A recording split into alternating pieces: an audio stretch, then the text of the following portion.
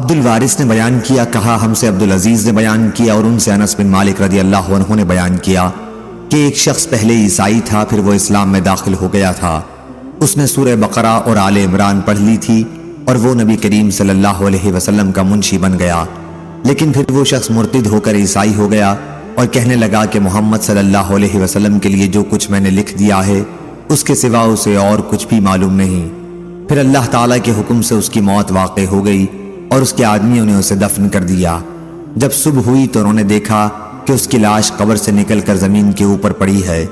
عیسائی لوگوں نے کہا کہ یہ محمد صلی اللہ علیہ وسلم اور اس کے ساتھیوں کا کام ہے،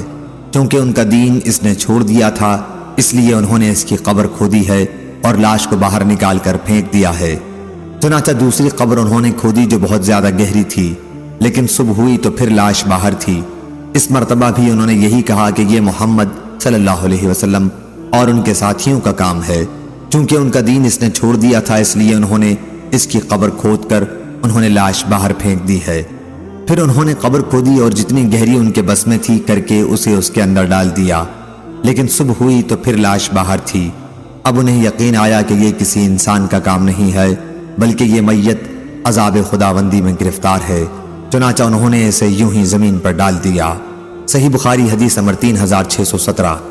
ابن شہاب نے بیان کیا، انہوں نے کہا کہ مجھے سعید بن مسیب نے خبر دی کہ حضرت ابو ہریرہ رضی اللہ عنہ نے کہا کہ نبی کریم صلی اللہ علیہ وسلم نے فرمایا، جب کسریٰ شاہ ایران ہلاک ہو جائے گا تو پھر کوئی کسریٰ پیدا نہیں ہوگا، اور جب قیصر شاہ روم ہلاک ہو جائے گا تو پھر کوئی قیصر پیدا نہیں ہوگا،